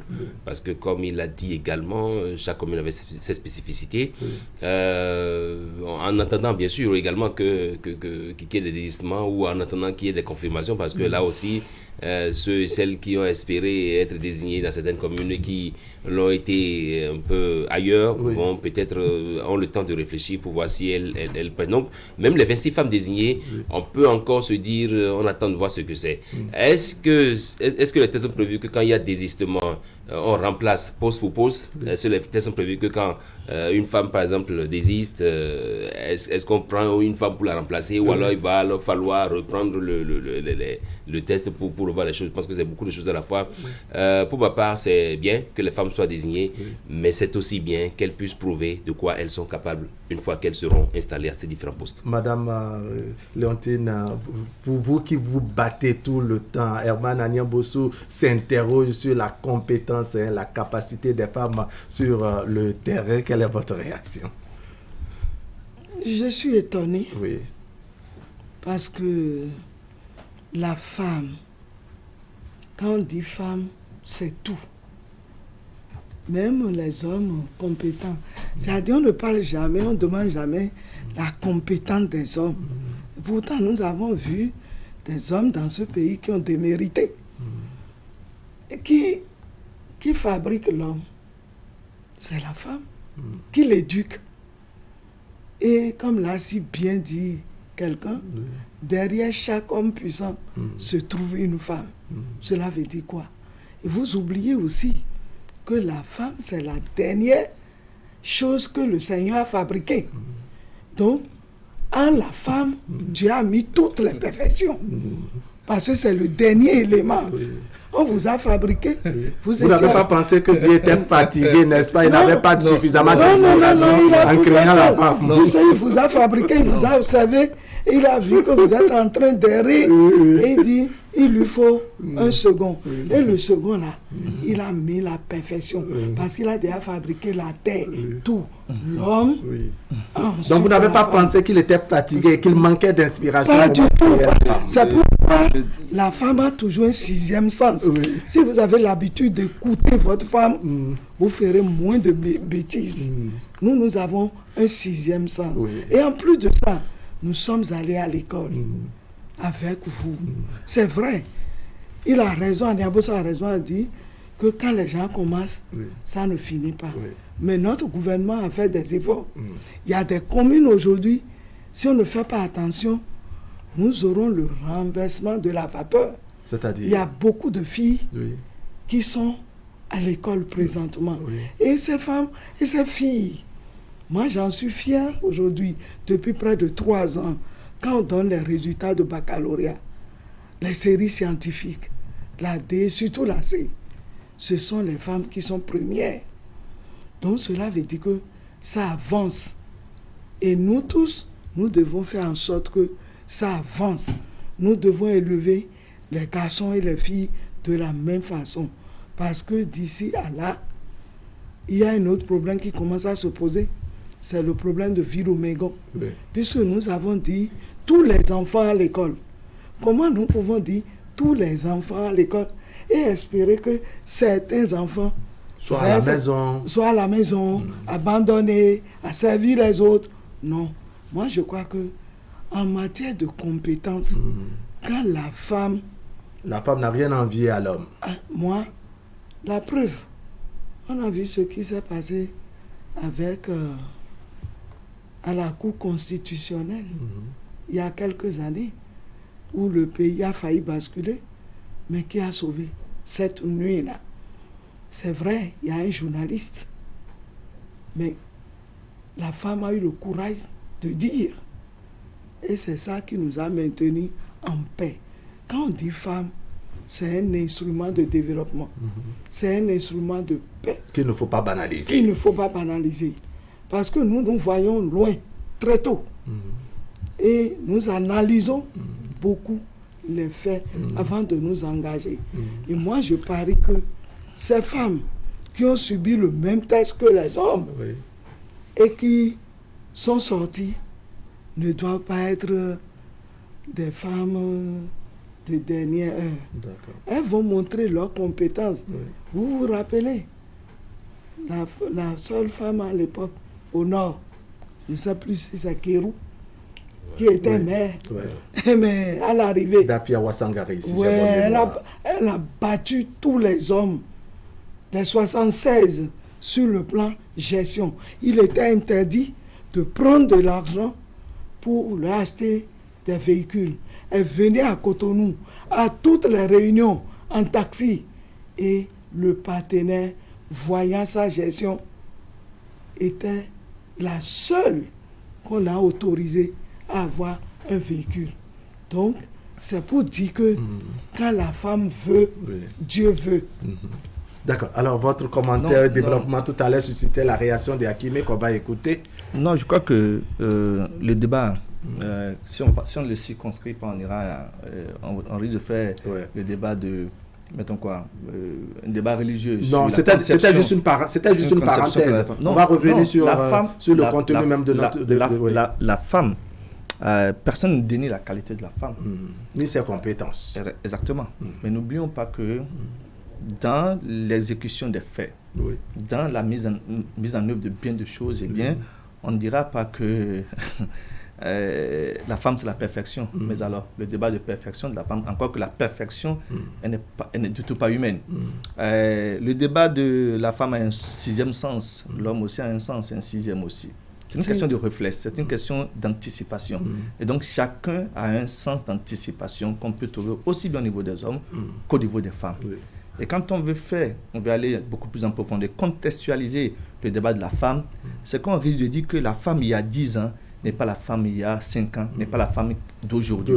Et donc, on peut aller dans tous les sens élaborés, et on arriverait à dire qu'il y a des femmes qui sont, je dis, la source première des problèmes que vivent les hommes. On ne fera pas ce débat ce matin. Le débat qui est fait, c'est beaucoup plus sur, aujourd'hui, les possibilités pour les femmes occupant des postes de responsabilité de démentir certains clichés qui sont faits à la jeune féminine. C'est pour ça, d'ailleurs, que ce matin, on mettait l'accent sur le fait d'avoir travaillé à proposer 30%, on allait même au-delà de 30% pour les postes de secrétaire exécutif, c'est déjà bien. Ça va être plus intéressant lorsque ces femmes, parce que comme je l'ai dit, on a mis l'accent sur la compétence. C'est pour ça que j'insistais pour dire, elles ont compété au même titre que les hommes. Il y a eu un tirage au sort qui a été fait et les femmes ont été désignées. Le cliché qui est fait, c'est que c'est pas évident que les femmes, bien que ayant composé et tout ce qui est autour, qu'elles puissent vivre les mêmes difficultés, c'est-à-dire faire face à certaines réalités sur le terrain. Je donne un exemple comme ça, et je vous ai démenti. Il ne va pas être un casse-tête pour un secrétaire exécutif tiré. Un monsieur a carrément, par exemple, d'y aller. Mais ça va réfléchir plusieurs fois chez la femme, qui peut-être a été habituée à la vie de Cotonou, qui est restée à Cotonou, tirée par exemple à Carré-Maman, et bien de ne pas se faire, je dirais, beaucoup des conditions de vie, la traversée, les routes, etc. Ça, c'est une réalité. Madame Ido ne va pas me démentir que quand on tire par exemple une femme et un monsieur, je donne l'exemple, un monsieur tiré à Carré-Maman, il n'aura pas la même réaction qu'une dame tirée à Carré-Maman. Il y aura trop d'hésitation. Il y aura beaucoup d'hésitation. Exactement. Il y aura beaucoup d'hésitation. Je veux espérer. Parce qu'il y en a comme ça que je connais dans le lot des ceux qui ont été tirés. Je veux espérer qu'il n'y ait pas de femmes qui démissionnent du fait de la distance, du fait des conditions de vie au niveau donc, de la commune, du fait de bien de réalité. Si ça arrivait, je saurais même donner raison même aux hommes. Je veux croire que Mme Ido aura vraiment le discours nécessaire pour convaincre cette dame ou cette SE qui voudrait ne pas aller par exemple à Carré-Maman, alors que moi par exemple si j'avais été désigné, c'est Carré-Maman, c'est quand même une région du Bénin, je peux y aller sans réfléchir. Quand on fait l'option de servir l'État, c'est servir partout où besoin sera. C'est autant de choses qu'on ne peut pas ignorer en ce qui concerne, je dirais, la jeune féminine. C'est une réalité. La fragilité, elle est quand même trop perceptible chez la femme. Et donc, c'est pour ça que je dis, non, le débat, les autres contextes de débat, on les met à côté. Mais quand on prend le cas spécifique des secrétaires exécutifs. Je donne l'exemple de Karimama. Je veux que Mme Idowu puisse véritablement m'assurer que quand on finira de faire ce débat et que 48 heures qui ont été données au SE de désister, de se désister ou de continuer l'aventure, qu'il n'y ait pas de femmes, par exemple, choisies à Karimama ou à Bokoumbe, ou peut-être même, je dis, dans des régions éloignées, qu'elles iront réellement, et puis elles vont battre. On va écouter le travail sur le terrain, comme cela devrait se faire. Herman, très, très rapidement, quand on fait, n'est-ce pas, le choix de servir l'État, c'est le servir partout où besoin sera, n'est-ce pas, quand le patriotisme n'a pas de sexe, c'est aussi l'homme, c'est aussi bien l'homme que la femme. Est-ce que vous pensez, tel que le souligne Akibé Sedou et Séni, qu'il aura assez d'hésitation chez les femmes lorsqu'elles seront envoyées dans les contrées les plus reculées? Oui, la présence de la présidente de l'IFONGA ce matin sur le plateau, ça pose encore un autre débat. C'est que le mode de désignation des secrétaires exécutifs a plus exposé ceux qui ont été désignés. Parce que ici, et comme l'a rappelé Akimé également, c'est que on a désigné par exemple des femmes pour certaines régions et on sait désormais quel nom on a désigné pour telle région. Alors, il suffira juste d'observer dans quelques jours, dans quelques heures, des femmes qui démissionnent, qui disent, bon, moi je ne veux pas y aller, ou alors qui se taisent, parce que justement liées aux contraintes de femmes mariées, donc devant rester à Cotonou, le mari il travaille à tel niveau, ou alors liées aux contraintes de je ne connais pas la région, j'ai pas envie d'y aller, pour que sur le plateau, on revienne encore dire attention, tel a démissionné. Or, en faisant comme cela, on expose encore ces SE. C'est à cela que je dis, on aurait dû peut-être faire des entretiens, comme l'a proposé d'ailleurs Franck Kenevo sur le plateau, faire en sorte qu'on désigne deux et que le conseil de supervision puisse retenir un parmi les deux. Là, on aurait permis à quelqu'un de dire non, moi excusez-moi, je connais la région, je vais m'habituer, ou l'autre, et à l'autre de dire non, je ne veux pas servir là-bas parce que ça ne m'arrange pas. Donc je pense que c'est beaucoup de choses à la fois. C'est trop tôt pour ma part de saluer les 26 femmes désignées parce qu'il se peut. J'en suis sûr et certain. Vous ne croyez pas qu'on vous traite de mauvaise langue. Quand vous quittez le goudron pour Karimama, ce n'est pas que c'est loin, mais l'état de la voie, c'est la pluvieuse, où le véhicule gambade sur la voie, le véhicule fait des tourbillons sur la voie. C'est ça, et vous ne pensez pas qu'en tant que SE, elle aura accompagné le maire pour arranger ses voies pour que tout le monde circule facilement?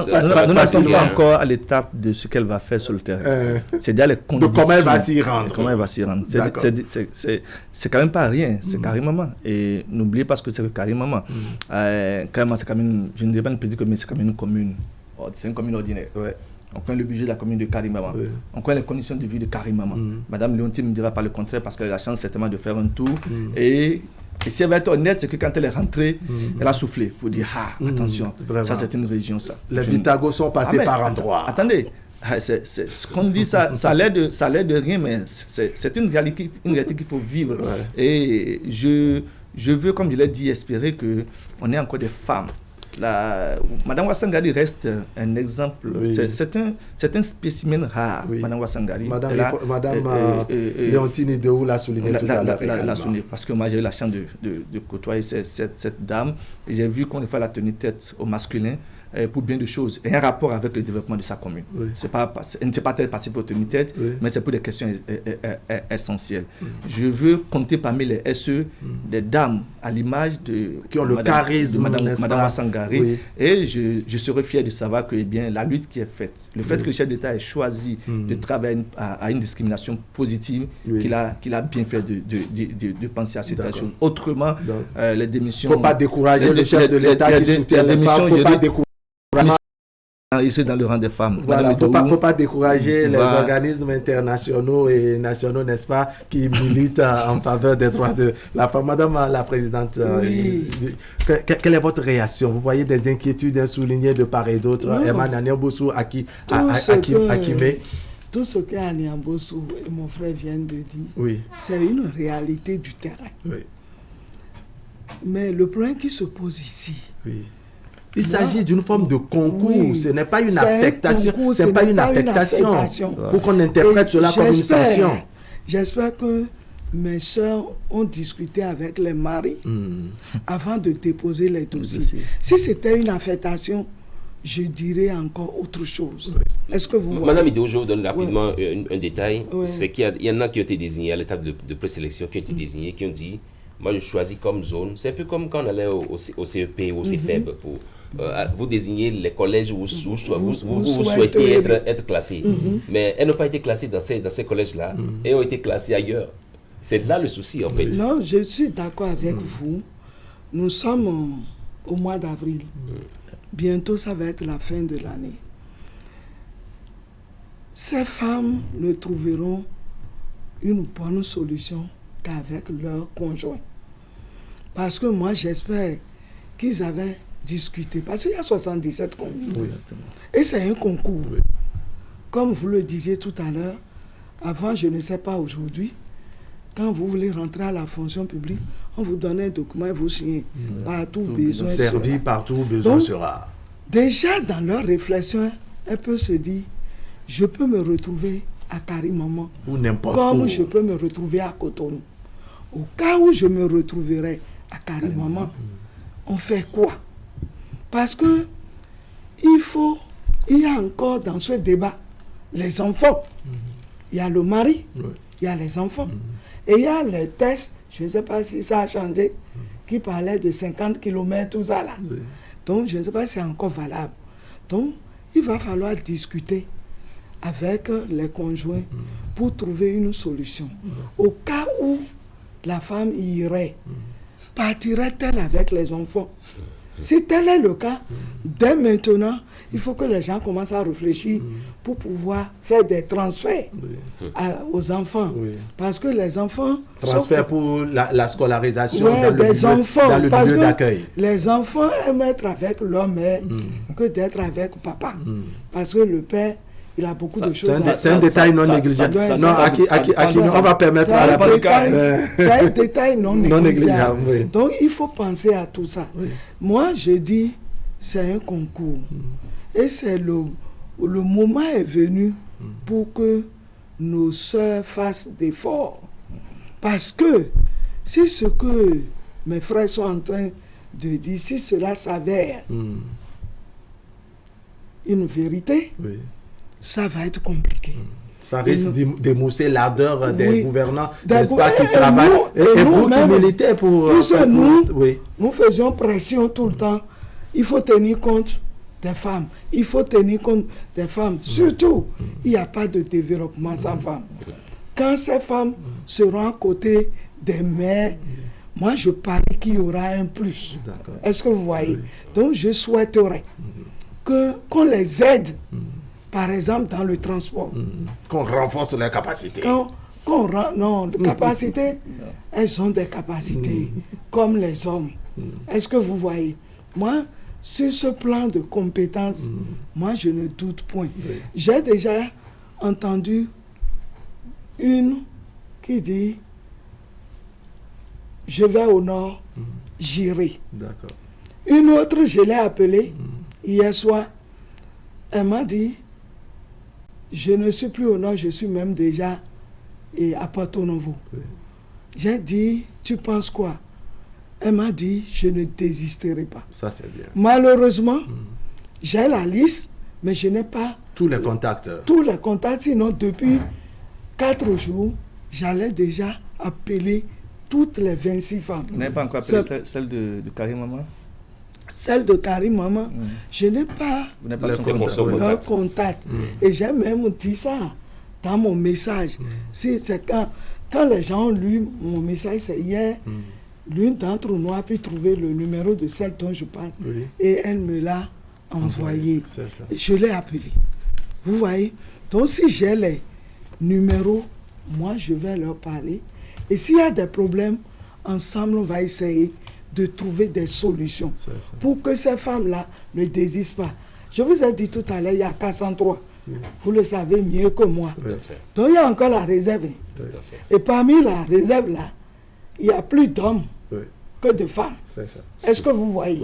Donc si jamais elles désistent et qu'on les remplace par des hommes, vous voyez... C'est le quota des femmes qui baisse. Qui baisse et le taux des hommes va encore monter. Et quand nous autres, nous allons parler... Ça risque de fragiliser vos efforts sur le terrain. Voilà, les gens vont nous dire, On vous a fait la part belle et vous avez désisté. Bon, si on vous a promis 30% et qu'on allait à 34%, ça veut dire qu'on peut encore enlever les 4% et vous laisser à vos 30%. Non, je ne souhaite pas.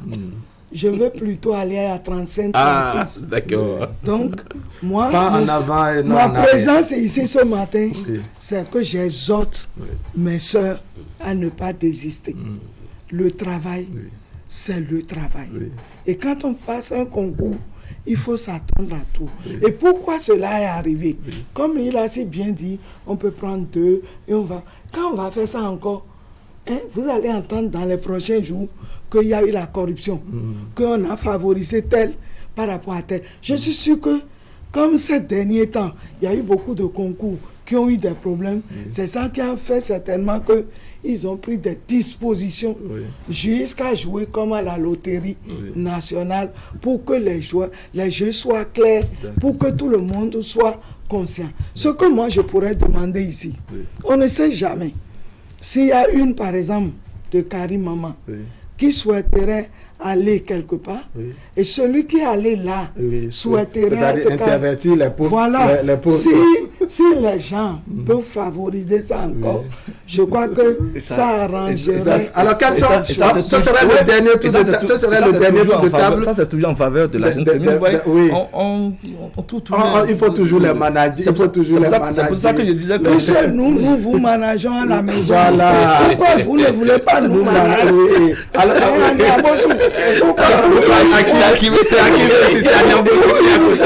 pourquoi Niamboso ne veut pas nous ménager? Non, Niamboso vous ménage. C'est Hakim ici. Ah, c'est Hakim. Oui, c'est Hakim. Donc, c'est Hakim. D'accord. Donc, je retiens maintenant. D'accord. Alors, Hakim, ce serait le dernier tour de table, n'est-ce pas? Quelles sont les chances pour que ce souhait, ce message de la présidente du Rifonga soit écouté? C'est-à-dire, je parle de son invite à ce que les femmes, n'est-ce pas, soient persévérantes et acceptent le poste où elles ont atterri. En réalité, ça devait être une invite intérieure déjà et personnelle. Madame Idou, de par la structure qu'elle dirige et de par son implication et depuis plusieurs années, exactement, pour la promotion de la jeune féminine, eh bien, le message est le bienvenu. Maintenant, c'est quoi l'impact de ce message sur les personnes dont on parle? Parce que la SE de Karim Maman, elle est... Vous ne voyez pas les femmes perméables. Vous ne voyez pas les femmes perméables à ce message. Elle ira. Elle ira. Du rectorat. Celle de Karim Maman ira. Elle ira. Vous avez la certitude qu'elle ira. De toute évidence, de toute façon, si elle y va, c'est déjà intéressant. Nous souhaitons. Vous serez heureux d'être démenti. Oui, très heureux d'ailleurs ce matin. Je veux l'espérer. Je vais vraiment avoir l'impact. Mais comme je vous l'ai dit, 26 femmes secrétaires exécutives aux côtés des masculins, des mères, il n'y a rien à faire, ça va faire bouger les lignes. Parce que la réaction d'une femme face à un certain nombre de problèmes, ce n'est pas la même réaction qu'un homme a. Et ça, tout le monde le reconnaît. On connaît un peu quelques autres éléments positifs de la femme en ce qui concerne la gestion. Et je veux bien espérer que tous ces atouts soient mis au service de nos différentes communes pour que, à l'heure de l'évaluation, comme il y a des années en arrière, on a parlé de la commune de Kirou comme une commune exemple, qu'on puisse dire que les mairies dont les portefeuilles ont été détenus par des secrétaires exécutifs, ces communes-là ont véritablement travailler à faire bouger les lignes. J'ai vu madame la maire de Toff, je crois que c'est ça, madame Bibiane Soglo, qui a dit qu'elle souhaitait tirer une femme. C'est rare, parce qu'il y a souvent qu'il est dit que la cohabitation entre femmes, c'est pas toujours ça, mais quand on l'a entendu, elle a dit qu'elle a souhaité tirer une femme. Elle a tiré une femme et qu'elle est contente d'avoir tiré une femme parce qu'elle pense qu'avec la femme, ça va être un tandem au service de la commune de Toff. Et la mairie de Djougou, je crois, doit attirer une femme. La mairie de Natitengu a attiré une femme que je connais très bien parce que je l'ai vue d'abord au collège et ensuite à l'université. C'est une dame que je connais. Il faut l'appeler. Très. Non, elle va y aller puisque d'ailleurs elle vient de la région septentrionale, donc elle retourne encore dans son marigot et elle va y rester. Elle a moins de problèmes elle a moins de problèmes que les autres. Donc en gros, à l'œuvre on verra quel va être l'impact positif, je dirais, de la présence des femmes au niveau donc de nos différentes communes. Et puis, on va faire le point. Mais la discrimination positive, elle va se poursuivre parce qu'on ne verra pas. Comme l'a dit Mme Idou, elles ont besoin encore des coups de pouce. Les hommes travailleront à pousser. Parce que comme je le dis dans le lot, il y a quand même des femmes qui sont bien. Il y a des femmes méritantes. La dernière fois, on a fait le débat ici sur le plateau quand on a eu le retour de la descente au CNCB dissous et d'une commission parlementaire et où on nous a fait constater que la gestion faite par Mme Alimatou Badarou en son temps était une gestion clean. C'était pas évident. On a vu des personnes qui ont s'occupé de ces postes de responsabilité et qui sont parties avec, qui ont laissé des ardoises. Des ardoises les plus terribles. Je pense qu'il y a des femmes qui ont du mérite. Celles qui ont du mérite, il faut les promouvoir, avoir du mérite. Que les autres aillent à l'école de celles qui ont du mérite. Parce que comme je l'ai dit, les femmes il y a 10 ans, ce n'est pas les femmes il y a 5 ans. Et ce n'est pas les femmes d'aujourd'hui. Les femmes, il faut les manager, il faut les chouchouter. Elles le font à la maison, disait tout à l'heure la présidente. Il faut que les hommes le fassent, n'est-ce pas, dans les instances de prise de décision. Je pense que sur le plan de la gestion des femmes, gestion de la chose publique par les femmes, il n'y a pas grand-chose à leur reprocher. C'est plutôt au niveau des hommes qu'on a souvent de ces brebis galeuses et tout. Et donc je pense que le fait pour les femmes d'être désignées, pour moi, c'est rien de grave. C'est plutôt la distance et c'est plutôt les contingences liées à la vie de couple, à la vie de famille. Vous avez dit tantôt, il faut pouvoir déplacer les enfants pour les scolariser ailleurs et tout. Il ne faut pas que ça crée plus de problèmes que ça ne veuille en résoudre. Donc je pense que c'est à ça qu'il faut travailler et Rifonga fait bien d'appeler ces femmes pour leur dire de tenir bon, d'y aller. Et si l'accompagnement y est, je pense que ces femmes vont pouvoir rester.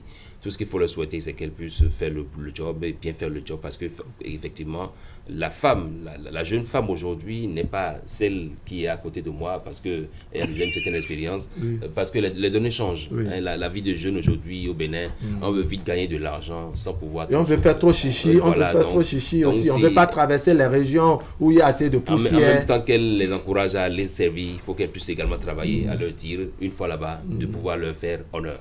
Voilà. Alors, Madame la Présidente. Oui. Nous voilà à la fin. Hakim, tu m'écoutes? Comme je le disais, ce ne serait pas facile. Vous en êtes consciente. Là où tout est difficile, c'est là où on retrouve l'ardeur de la femme. J'exhorte mes sœurs à y aller, à bien travailler, et je demanderai à l'ANC de commencer à préparer l'ANCB, l'Association nationale des communes du Bénin. Des communes du Bénin. Je demande à leur président de commencer à réfléchir pour faire des concours de succès par rapport aux communes.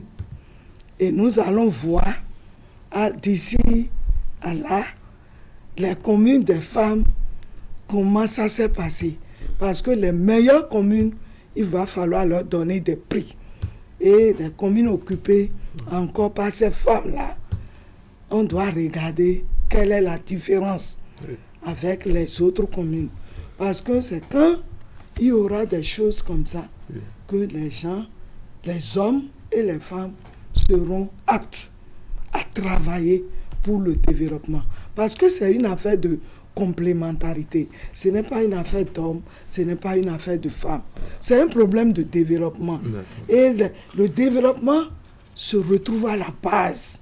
Donc si nous envoyons des gens à la base et ils ne réussissent pas, c'est la catastrophe. Parce que ce soit la femme, que ce soit les hommes, moi j'exhorte tout le monde à mieux faire pour mériter leur poste. Et je voudrais demander aux femmes, vraiment, ce n'est pas un problème de chichi, c'est le travail. Arriver là-bas, il faut d'abord faire tout pour qu'il y ait la paix dans les mairies. Nous ne voulons pas entendre la guerre des habillements, la guerre de je ne sais pas quoi. Non. Il faut qu'elle mais se montre vous-même, vous connaissez les petits problèmes qui, n'est-ce pas, qui se posent la plupart du temps, ce qu'a qualifié tout à l'heure de cliché. Oui, et la femme que moi j'ai appelée hier, je lui ai dit, nous sommes là. Si vous avez des problèmes, appelez-nous. Nous allons vous aider. Même si on ne souhaite pas qu'il y ait de problèmes. Non, on ne souhaite pas. On ne sait jamais. S'il y a des problèmes, qu'elles nous appellent. Et puis, nous n'allons pas les laisser aussi. Nous devons être à leur côté, avec des hommes. Parce que si elles réussissent, c'est bon pour nous tous. Puisque ces femmes sont des enfants des hommes. Ces femmes sont des femmes des hommes. Donc, ce serait une fierté pour les hommes aussi de voir ces femmes réussir. Et pour nos enfants. Parce que comme ça, demain, quand on dira concours, les enfants ne vont plus réfléchir pour dire Karimama, Kérou, Segmana, tout ça là, je n'irai pas. Tout ça là fait partie de la commune, des communes du Bénin. Oui. Et ce sont des Béninois et des Béninoises qui sont là-bas. Il y a des enfants là-bas, il y a des femmes là-bas, il y a des hommes là-bas. Donc, il faut y aller pour montrer vraiment. En résumé, c'est une épreuve pour vous les femmes, de façon résumée. Aussi bien pour vous qui vous battez, pour celles qui aujourd'hui sont des... C'est pourquoi je vous demande, vous les hommes, les maris, de nous accompagner. Vous en avez besoin. Quand on vous a fait à Tchoumi Tchoumi, nous ne refusons pas de vous suivre. Et pourquoi vous aussi, vous n'allez pas chercher à nous suivre cette fois-ci? Je demande à nos maris d'être cléments et de nous suivre cette fois-ci, de nous accompagner. Et si on faisait l'option de vous laisser partir, vous trouvez une remplaçante en attendant? Non, ça c'est un autre débat. Non, c'est ça, je ne le souhaite pas.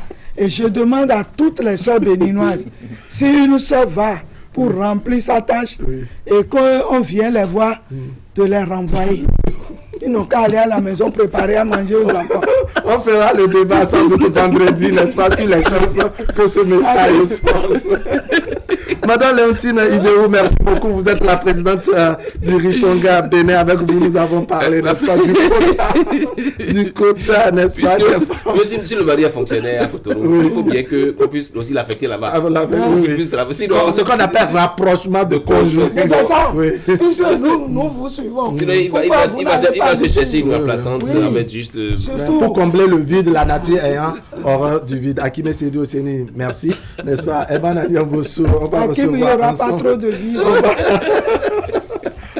Ayman, on va recevoir ensemble Dr Wolfeli Koué, n'est-ce pas, pour parler de l'établissement de la liste électorale informatisée, l'EI, n'est-ce pas? On verra les contours des articles 111 et suivants du code électoral. Merci bien.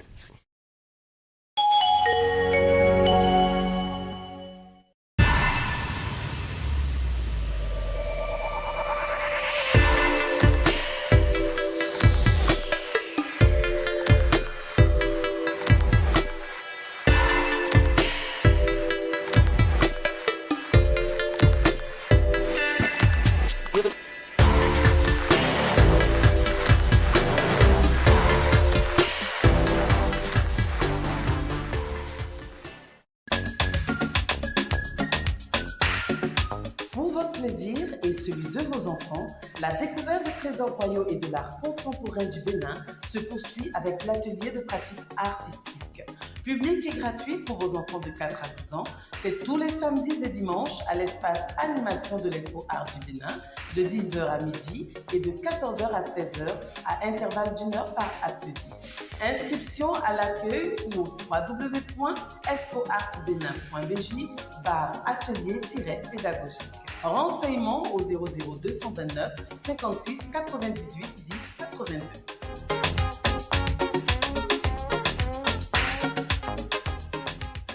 Au bulletin d'information de ce jour, les trésors royaux sont de retour.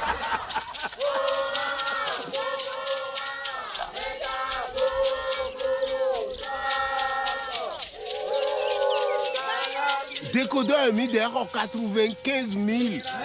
Et ouais, derrière Chakilopo, Canal Plus, Canal Plus. Autant c'est ni. Il la yéyi. Vraiment, les temps ont changé.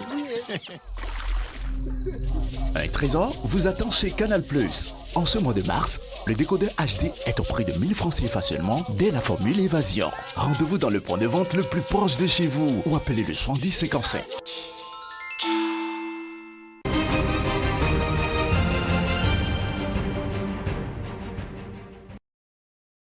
Docteur Walker Folikwe, bonjour.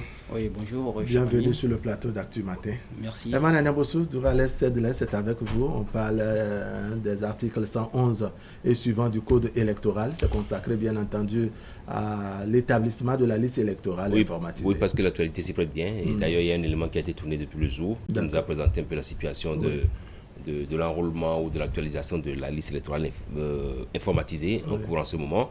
C'est vrai que quand on fait recours au code électoral, l'article 120, la liste électorale informatisée est une liste numérique unique, exhaustive et nationale avec photo de tous les citoyens en âge de voter pour toutes les élections organisées dans une même année.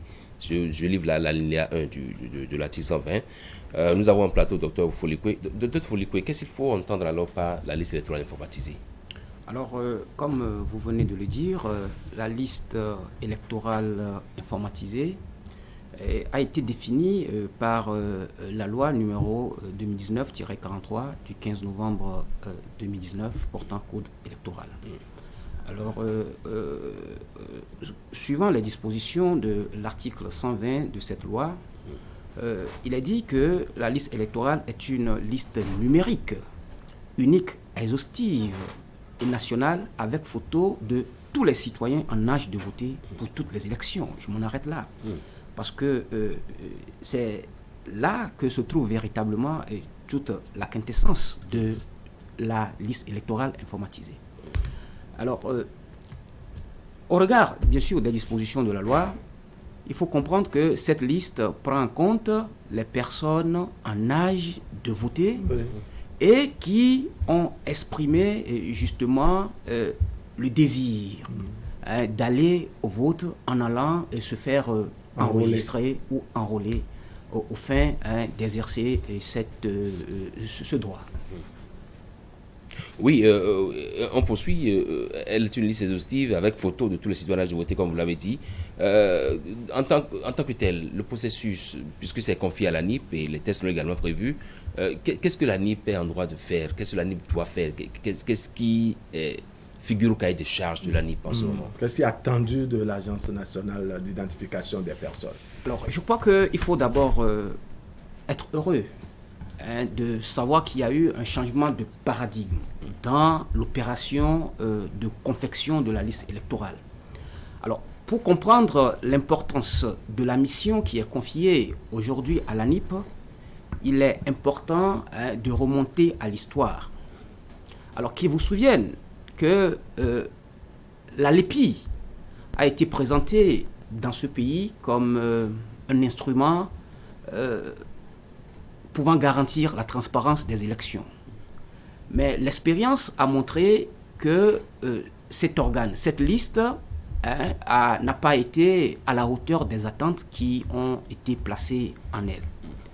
Du coup, la NIP a été investie d'une mission nouvelle, de confectionner une liste transparente et fiable, qui rassure tous les partis politiques. Alors, à partir de ce moment, je crois que la NIP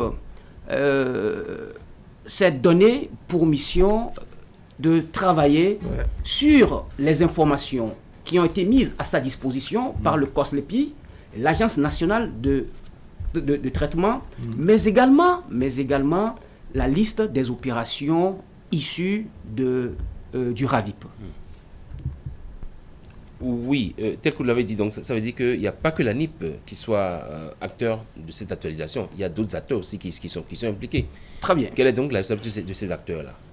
Alors, il faut aussi dire que tous les partis politiques ont une part de responsabilité énorme dans l'opération d'enrôlement au fin d'une actualisation ou de la mise en place de la liste électorale informatisée.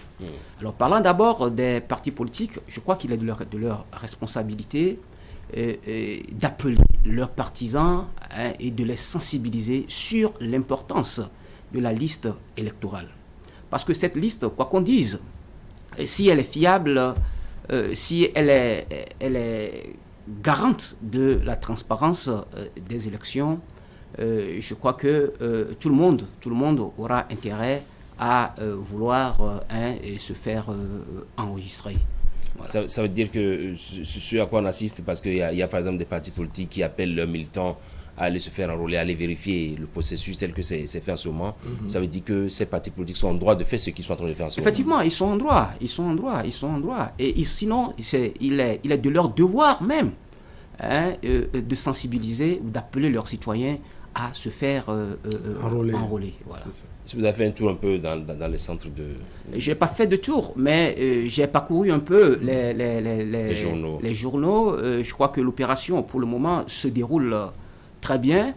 Et il y a de l'engouement autour de l'opération, même si par endroit, il se pose quelques difficultés qui ont été relevées. Merci, Dr. Folikwe. Merci. Dr. Folikwe, merci beaucoup. Allez, on va se séparer avec la revue de presse signée ce matin. Asiongo Kanyasongo et non Narcisse Alossé.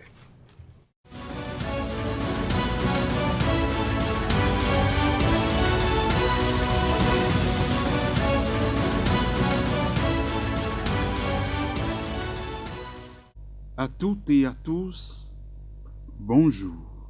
Appel à une mutualisation des forces de l'opposition, Théophile Yarou sur une pente glissante. Affiche Fraternité qui souligne que Théophile Yarou le souhaite et ne l'a pas caché. L'opposition doit se donner la main, une logique quand en face, les forces sont unies en deux grands blocs mains pour une alternative politique crédible au Bénin entre FCBE, les démocrates, restaurer l'espoir, le mouvement populaire pour la libération, la nouvelle alliance, et restaurer la confiance.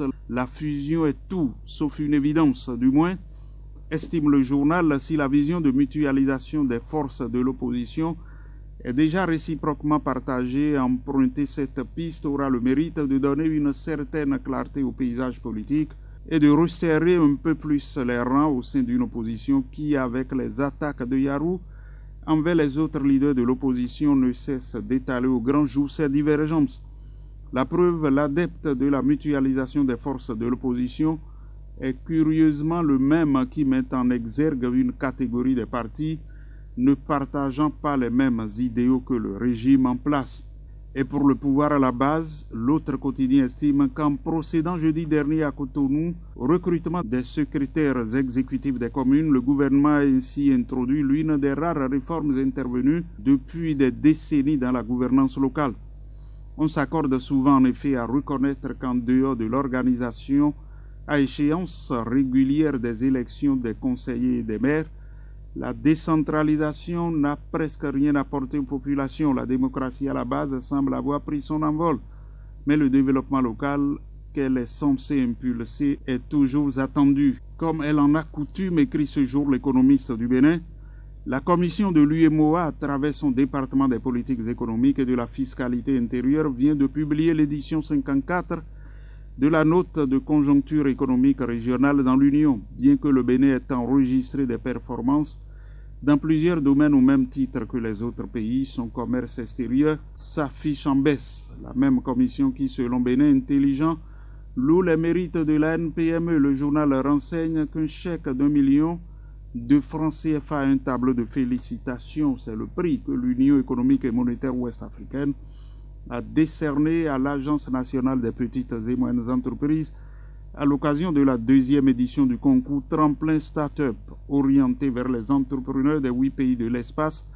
Cette édition a porté sur le thème « L'économie numérique au service de l'agrobusiness ». Il a consisté en un appel à projet. Les entreprises ont déposé leur dossier par le biais de leur structure d'accompagnement. Et pendant ce temps, le matinal parle de l'amalgame autour de la liquidation de l'ONASA et la cherté de la vie pour enseigner que, recherchant les causes liées à la cherté de la vie, certains analystes pointent du doigt l'option du gouvernement d'avoir procédé à la liquidation de l'ex-Office national d'appui à la sécurité alimentaire, une affirmation gratuite, totalement à l'antipode de la réalité, dont le ministre d'État chargé de l'économie et des finances, Romuald Wadagni, a démontré la vacuité et l'incohérence au cours de sa sortie médiatique du dimanche 3 avril. Et dans le même temps, dans les colonnes de Bénin Intelligent, le secrétaire général de la COSI Bénin, Noël Chadari, a salué la volonté du gouvernement de subventionner les intrants qui entrent dans la production agricole. Cela ne l'a pas empêché de prévenir que si rien n'est fait, le pays pourrait basculer dans la misère vu la flambée des prix des produits de première nécessité. La famine est à nos portes, a lancé le dimanche 3 avril le secrétaire général de la Confédération des organisations syndicales indépendantes du Bénin. Vif d'Afrique note pour sa part que la faim s'étend rapidement en Afrique de l'Ouest. Selon Oxfam, quelques 27 millions de personnes souffrent de faim dans la zone de l'Afrique de l'Ouest, frappée par sa pire crise alimentaire depuis une décennie, a déclaré Oxfam dans un communiqué publié lundi, soulignant que 11 millions de personnes supplémentaires pourraient être poussées à la faim au cours des tout prochains mois. Fraternité consacre sa colonne au nouvel évêque de Djougou pour écrire que, nommé il y a quelques semaines, ordonné et intronisé le samedi 2 avril dernier, le nouvel évêque de Djougou a dit sa messe de prémisse dans son siège épiscopal, la cathédrale Notre-Dame du Sacré-Cœur, le lendemain dimanche. Après la ferveur de l'ordination, l'occasion était donnée au nouveau prélat de décliner ses ambitions pour ce diocèse dont il a désormais la charge. Entouré de ses pairs dans l'épiscopat et de son presbytérium, Bernard de Clairvaux-Tocha a saisi l'occasion pour s'exprimer au peuple de Dieu qu'il conduira désormais afin d'en gagner le plus grand nombre possible. Merci d'avoir suivi la revue de presse.